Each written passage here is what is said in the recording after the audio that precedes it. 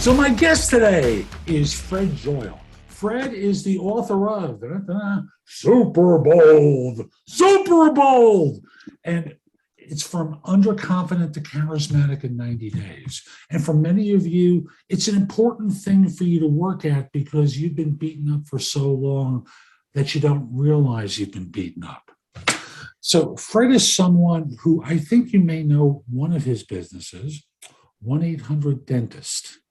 1-800-DENTIST. And he's also dabbled in stand-up and improv and acted in bad movies and in great TV commercials.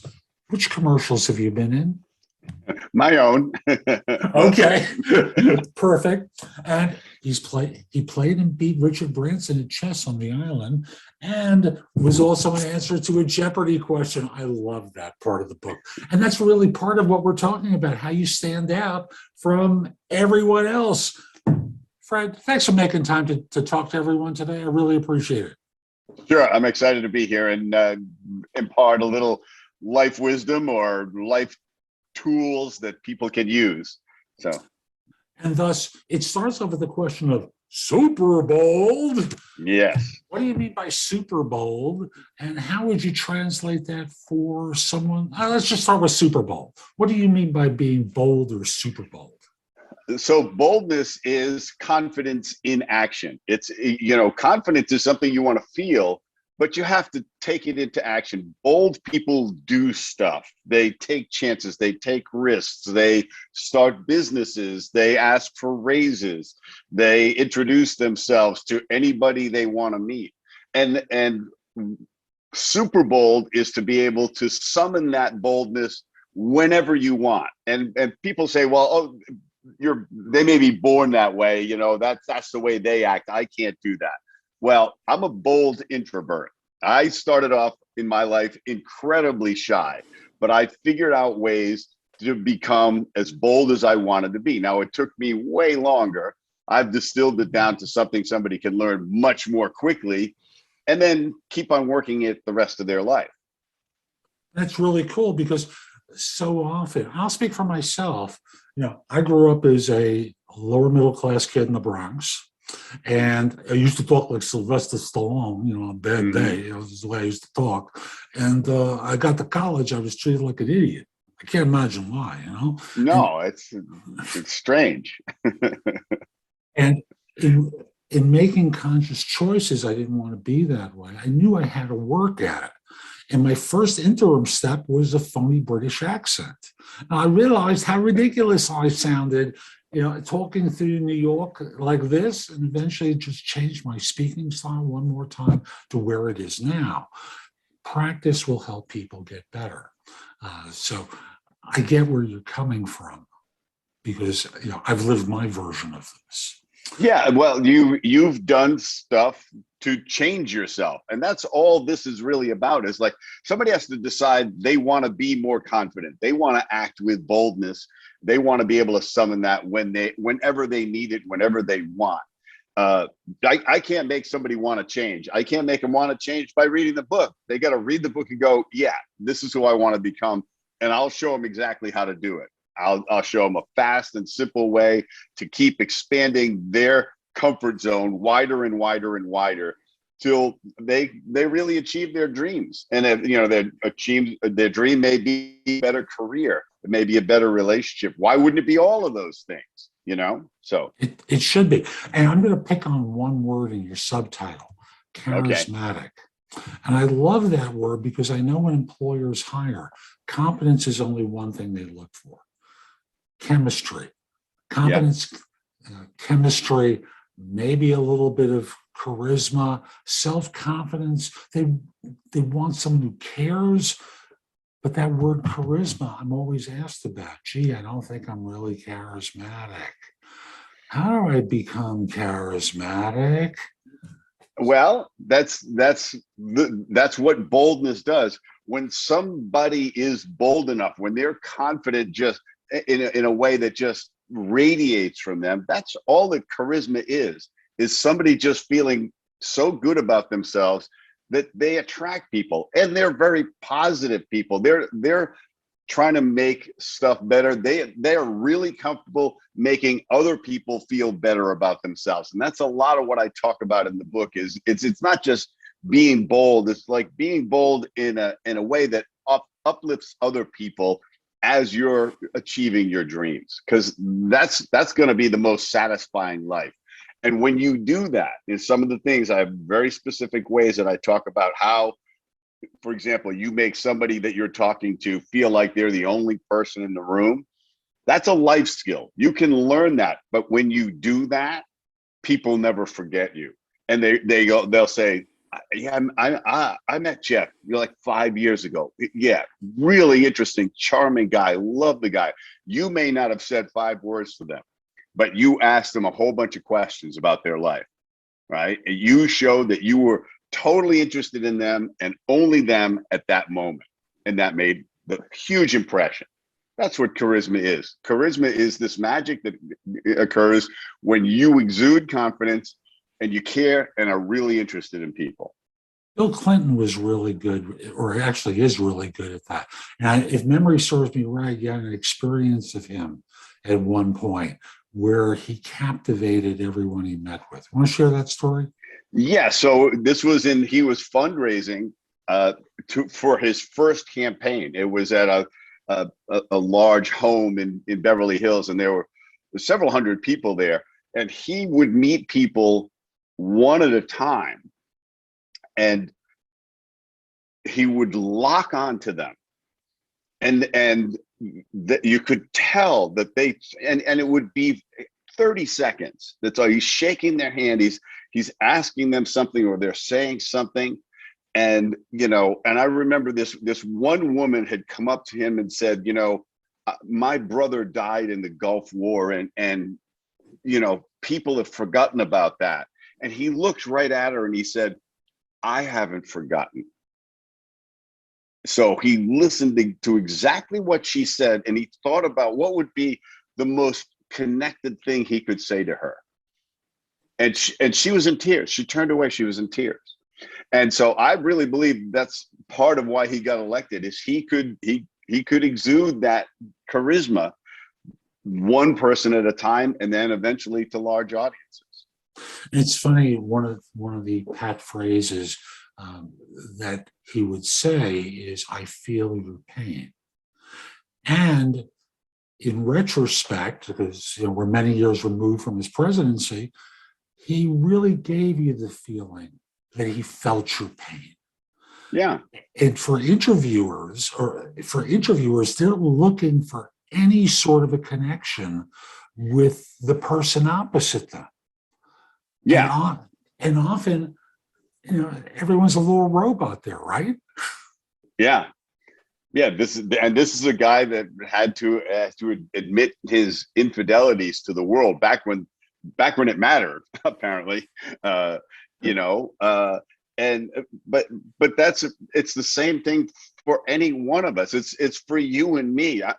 We're going to talk about stuff that matters to me, and hopefully I'm going to find things that matter to you that I can, and that people who are listening are going to go, yeah, that resonates with me. And I do want to become bolder. I want to be bolder for that reason. And that's part of what I tell people, is like, this isn't just so you're the life of the party. It's because there are going to be these moments that these opportunities come up. You're going to get one chance, and it's going to be brief, and you're not going to want to hesitate. Because if you do, you're going to regret it the rest of your life. It will create a turning point in your life that you will miss. And it may be somebody that you meet that could be a connection for work. It could be a relationship. It could be giving a eulogy for a close friend or a parent. And so many people, I'm at funerals often, unfortunately, as you get older and older.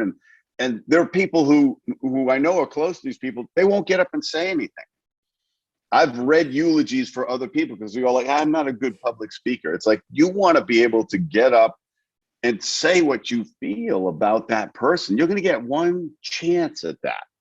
And life is full of these things. You want to be the one that stepped up, that didn't stop yourself. And that's what boldness is. Bold people do not stop themselves. They act. They take a shot. They go out. They put themselves out there. They don't worry about rejection or embarrassment or any of those things. And that's the difference. And folks, if you take away anything from this conversation, and you're going to take away more, but I want you to hear that statement again. Bold people don't stop themselves from acting, as so That's many the key. people do. Yeah. So many people. I'm afraid. Ooh. People might laugh at me, or I'll be embarrassed. I might fail. Oh, really? How did you think you learned to speak English or walk? Failing. Yeah. So, I mean, it's like bold people go like failures are just, that's a stairway up for them. It's like I bumped into that wall and that wall and that wall. Oh, I got through. I found the door. You know, that's the difference. And the thing about underconfident people and people who tell themselves they're shy or people who hesitate is they're really good at coming up with what could happen that's bad or interpreting it as bad. What they can think of all the bad things that might happen. What they're terrible at is calculating the odds of those things actually happening. You know, they think it's like 90% chance it's going to happen, and it's like 2. Right? Bold people go, I don't even have to calculate the odds because I'm gonna deal with whatever happens.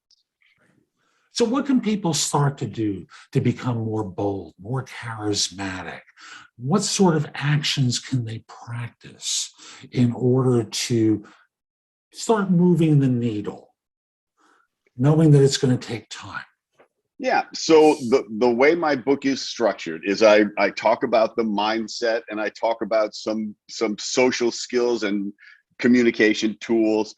And then I dive into a whole series of exercises, 5 levels of boldness muscle exercises that you're going to do from wherever you are. You could be a total shy closet case kind of person that just, you know, like, you can't look people in the eye, right? I'm gonna start you wherever you are and move you up and up and up at a pace you can handle, but you're gonna start to do exercises that are, many of them are aimed for failure. It's like you're gonna smile at people until somebody doesn't smile back. And then you're gonna go, nothing bad happened. They just didn't smile back. You have, and it's, I want you to register that you have no idea what headspace that other person is in. They could be the worst day of their life. They could have just gotten fired, just gotten divorced. Their blood sugar could have plummeted or whatever. You don't know. So why are you taking it on? Why are you worried about, oh, people are going to think this about me? It's like, why do you care? Why would their opinions matter to you? You don't know them, right? So I'm going to have you start doing simple things like smiling at people. Then maybe introduce yourself to a stranger every day with no agenda. You're just going to, you may just say hi. Just wanted to say hi. Just wanted to say that hat looks righteous on you, and you know, you should wear it every day, you know, or whatever. I call it doing a drive-by compliment, right? You do it, you have no expectation, no agenda. And when people feel you got no ulterior motive, they just glow with it. Again, this is part of being charismatic, is you're generous with your praise, with your compliments, with your uplifting voice. And when you do that, people, it becomes magical. You feel like wow, it's like you're walking around touching people with a wand, you know, because a complete stranger has gone out of their way to say something nice to them. And then I'm going to build you up. You're going to start to do crazier and crazier things as the exercises go up. I'm going to have you, every time you see an employees only sign, you're going in, right? Because you're going to find out nothing bad happens. If it's unlocked and you go in, nobody's going to beat you to death on the other side, right? Nobody's going to arrest you. Half the time, nobody's going to say anything because they think you belong there. This is the other thing I want to drive home. And it's not really in the book, but I say it to people all the time. It's like, I want this to be your mantra. I belong everywhere. I belong everywhere. There's nowhere where I don't belong. It's a choice to feel like you don't belong. So choose to feel like you belong wherever you are. You could be. I've met billionaires. Okay, guys who will make more money than if I lived to 500. I couldn't catch up to them, and I treat them like people. I've been in situations where I'm the worst dressed, like I'm the most underdressed person there. I still belong there. You know why? Because I'm just a human being like everybody else. They're all just human beings. They may have a tux on and I may have jeans on, but I belong there because I'm there and because I've told myself that. And folks, I just want to remind you that what Fred's doing here is defeating the programming you've gotten throughout a good part of your life with different tools and tactics. Because when you think about school, I don't know what it's like in other countries. I went to school in the US, and basically the idea of school was shut up and do what we tell you to do when we tell you to do it. Regurgitate the facts when we ask for the facts, or else you won't get a good grade and get into the college you want to get into. You'll be a bum. And it progresses. In college, you won't get the good job. And then you find out when you get the good job, you do a good job by being, obedient and following instructions and doing what people tell you to do. And one day they fire you because the economy's sour, and you go, what happened? I was doing a good job. And being a conformist doesn't really serve most of the time, does it? No, I mean, that's why when you're in that job and you're doing it in the conformist way, you see somebody else get a promotion. You see somebody else get a raise.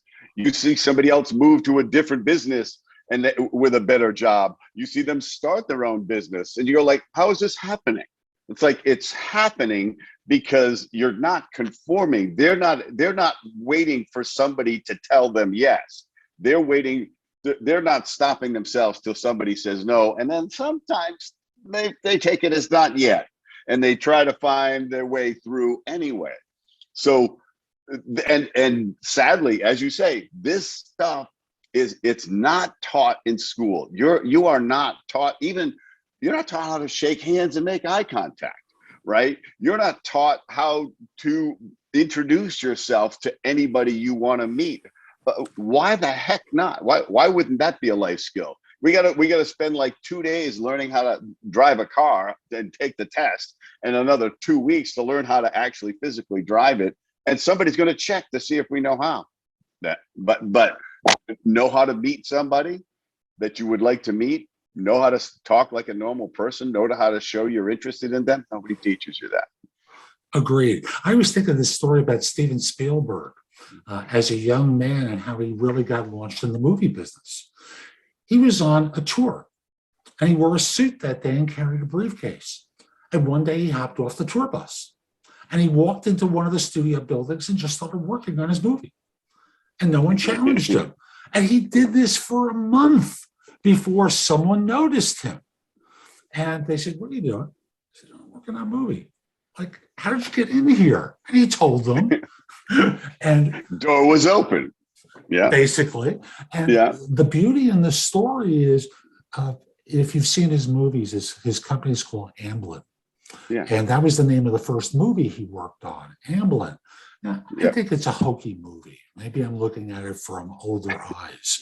But he was like 16 years old at the time doing this. Right. He did make Schindler's List, so you can. He's got some sophistication to him. Yeah, we got that.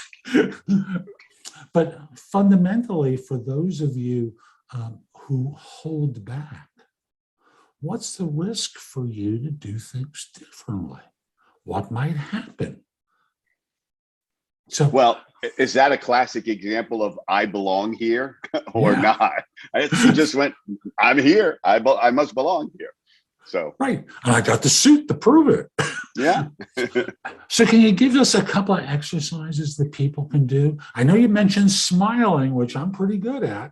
Yes, you are. Yeah, but a lot of people aren't. A lot of people they're stingy with their smiles. I smile at everybody I talk to anybody in an elevator. I'll say something. The guy that just got out with too much cologne on, I'll turn it to the person. I'll go, that was quite a bit of cologne. And they'll go, oh my God, I thought it was me. But yes, that is amazing. I said, yeah, I think there's some on me still, and you just have this little exchange. Talk to strangers. That's like, you pretend you're not 5 years old anymore. Talk to strangers. And interact without an agenda. But, then there's little exercises. Another typical example. Interact without an agenda? Say more about that. Well, when they say, oh, you're going to network, you're going to meet people, it's the worst motivation to walk into a room of people that you may want to know. What you should do is you walk in there and say, I'm gonna make 5 people in this room feel really good about themselves. And I'm going to find out something really interesting about those 5 people. That should be your agenda. As I said before, you can have a conversation with somebody, and and this is one of the key rules, power tools of life. Ask good questions. And when somebody says something interesting, you don't try to top it. You go, tell me more about that.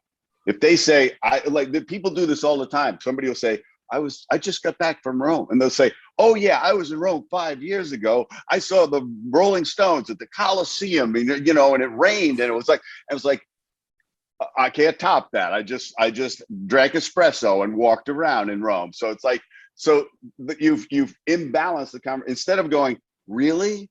What was your favorite part of Rome? Tell I want to go back, and if I missed something, I want you to tell me what that would be.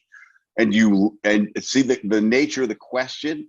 I'm eliciting them to talk more about themselves, and I'm locked on like Bill Clinton, right? I'm attending to them. I am listening actively to what they have to say, and I'm not waiting to tell them something.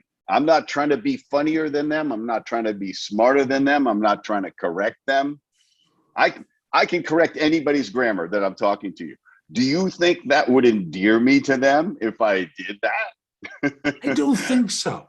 And I want to translate, one of the outcomes of this, because often people don't understand why this is a great thing to do. One of the things I learned as a headhunter was the more they talk on the interview, the more they like you. Yeah. So every time you're there basking in their magnificence, listening to everything that they're saying as though it was the most important words that could ever be uttered by a human being on the planet, they like you more. Doesn't mean necessarily you'll get hired, but you're getting ahead of the situation by being the one that they like and are interested in, because you were willing to listen and made them feel important instead of yourself feel important. True? Yeah. They're coming away and they'll say, she was great. I loved meeting her. She was so interesting. And they know nothing about her because she was just great at asking questions and making them feel like they're the most important person in the room. And they just go, she's amazing. You got to meet her. This is all what you don't plan for, and you can't really strategize, is your boldness and your charisma.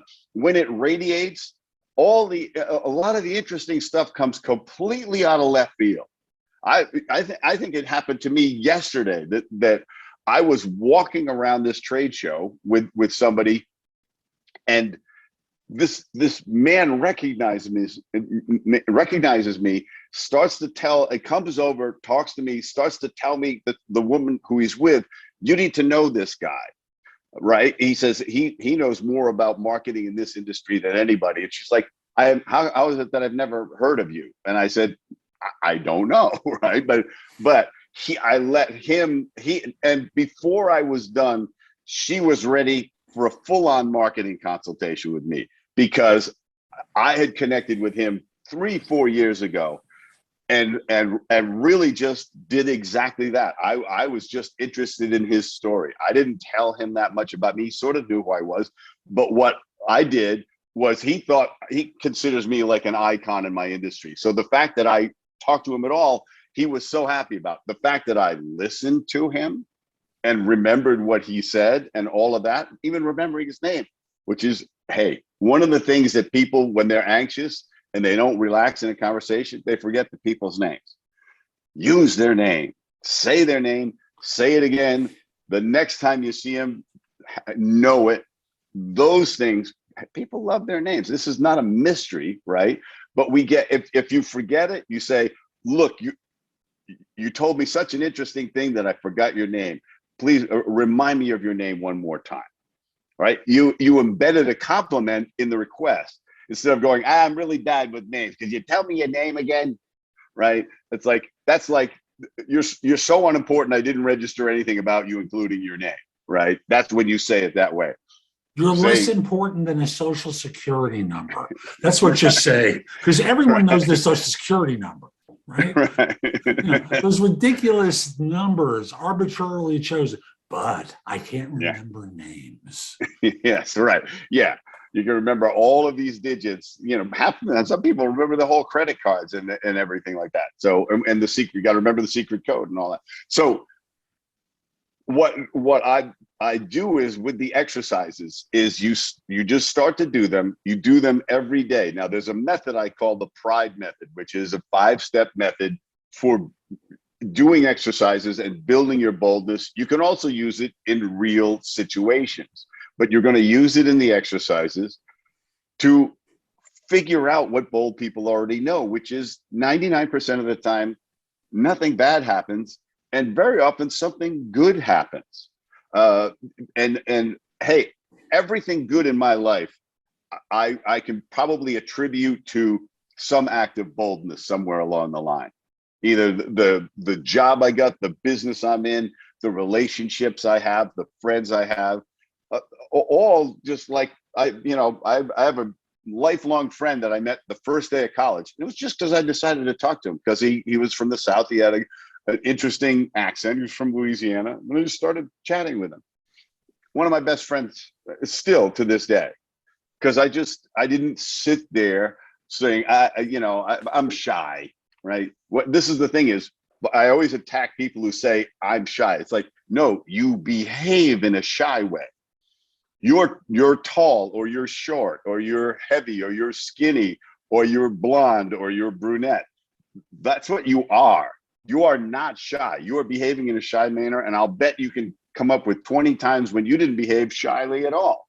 You were at Thanksgiving dinner with all your friends and family, and there was nothing shy about you. You were screaming at the football game. You're making fun of your cousin. So you're not shy. You act shy sometimes. Unfortunately, when it matters most, that you shouldn't. There's a whole bunch of people who are confident until it matters. Till the time they actually have to step up. That's what SUPERBOLD is like. You step up. You never stop yourself. But when it really matters, that's when you bring it. And you mentioned as one of the exercises smiling. Another one was going through the door for employees only, and really focusing on the person that you're speaking with as examples of 3 exercises. You want to offer 1 or 2 more? Sure. One of the things that, and this is just a silly thing, wear a Band-Aid on your face, like right here, or like right across your forehead. Wear it all day, right? And embrace that sense that you go like, people are looking at me. Because you need to let go of the fact that people are thinking about you all the time, and that matters. I can remember being a teenager and like, I have a pimple, and it's like, I can't go out of the house. Why? Why would that make any difference? Somebody look at me and go, he's got a pimple. It's not permanent, but he clearly has a pimple. So what? And so that the Band-Aid makes you realize that your self-consciousness is self-administered. and you want to defeat it. I did this lecture to talking about super boldness to about 500 high school kids, and they were really dialed in. It was really great. They were extremely receptive. And then after lunch, I came back from lunch, and 5 of the kids had Band-Aids on their face, right? And I said, and other people were like, "Where did you get Band-Aids? I want to do that." It was like they found like the first aid kit in the school and grabbed some Band-Aids, and it was like, yes, you're getting it. So it's just it's so there's so many insights that change how you do this. One is that people are not thinking about you anywhere near as much as you think they are. Who are they thinking about? Themselves. They're right. They're going right. They think about you for 3 to 8 seconds, and then they go back to their favorite subject. Right. So stop worrying about this so much. One of the exercises I have in the book is to make a list of all the people that you know and rank on a scale of 1 to 10 how much their opinion should matter to you. Not how much it does, because you could be out of control, and how much should it on a scale of 1 to 10. And I guarantee you, if there's more than 5 people that rank 10, I would be amazed. And the rest of the people should be a 1 or a 2, maybe a 3. Man, a whole bunch of them should be a 0, right? Because your mentor should matter to you, your spouse should matter to you, your siblings should matter to you, your boss should matter to you. After that, why are you so worried about these people's opinions of you? First of all, are they right about you? They're taking a snapshot and they're making a decision? I mean, people are judging people by social media by the best pictures they could possibly be posting of themselves, and even retouching them and they're going, "Oh, I know this guy." It just happens to me. People say, "Oh, I met this actor. He was a total jerk." I said, "Oh, really? You know that he's a total jerk because he didn't say hi to you, so you understand him as a human being, right? And you understand that deep down he's a jerk, right?" It's like we do this. So why would you worry about that person's opinion?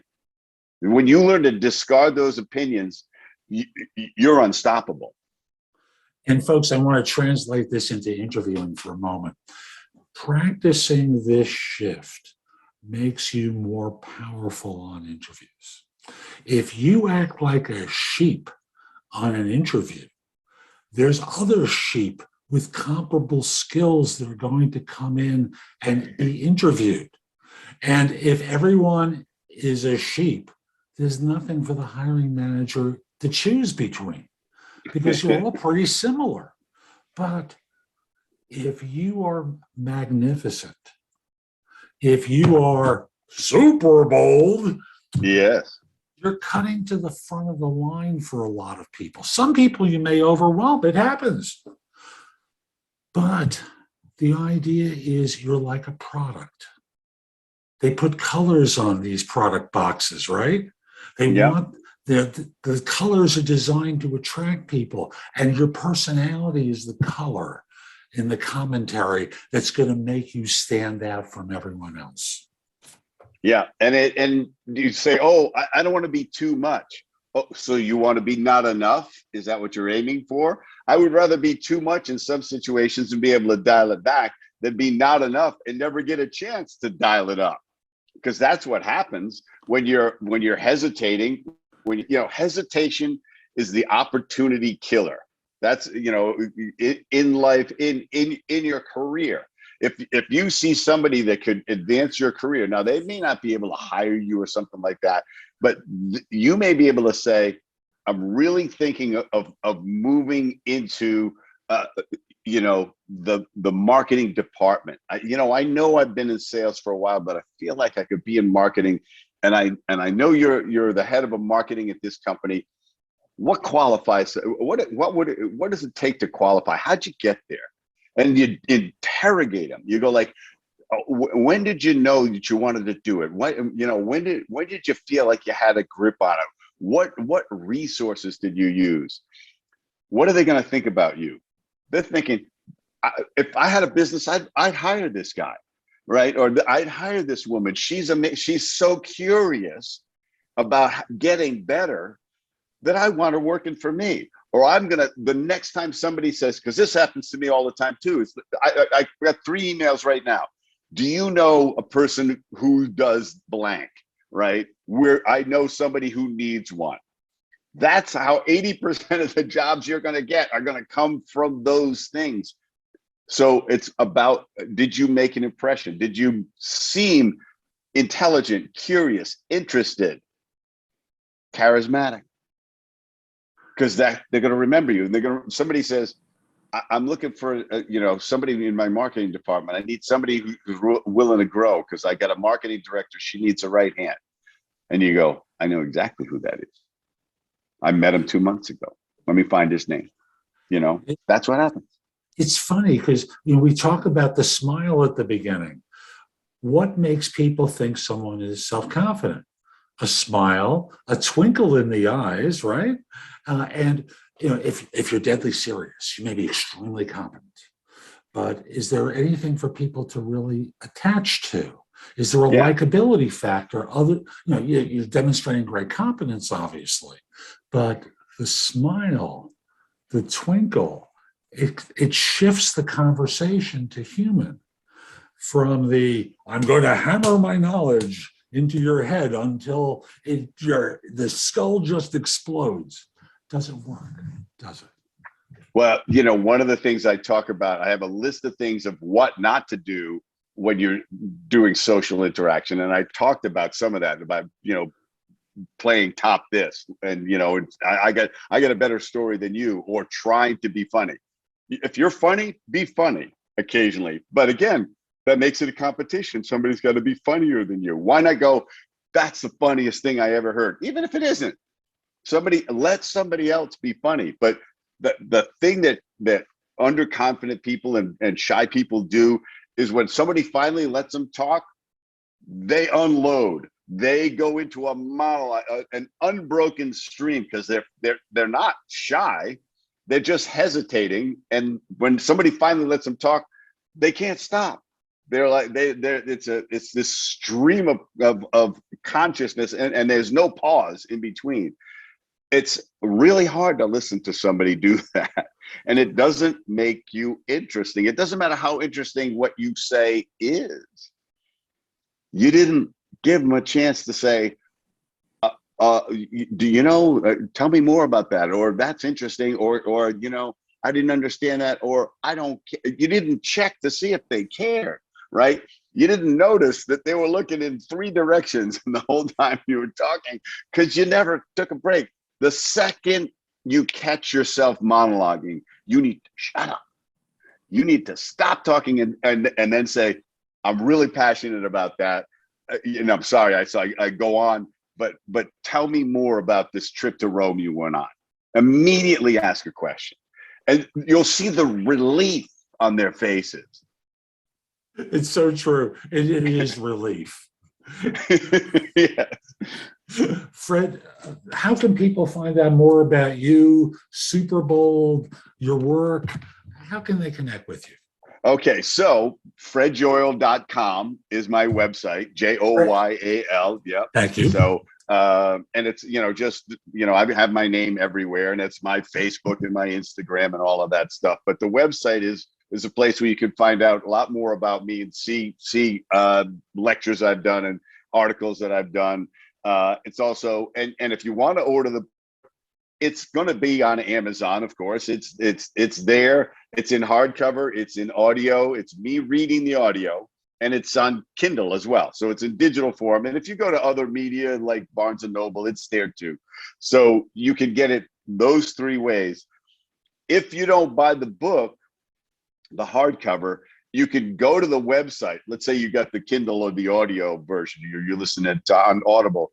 You want the exercises. So you can go to my website and download a PDF of the exercises. You can also go to my website and download the first chapter if you want to do that. but I want you to physically have the exercises. And there's also journaling that you're going to do in the book. The book is about taking action. It is not a novel. It is not something you read for entertainment. It is about changing your life. And that means you're going to have to do stuff. And the journaling helps you. And then the exercises are there. So for you to do step by step, and you'll understand the pride method and all these other, and the power tools of communication.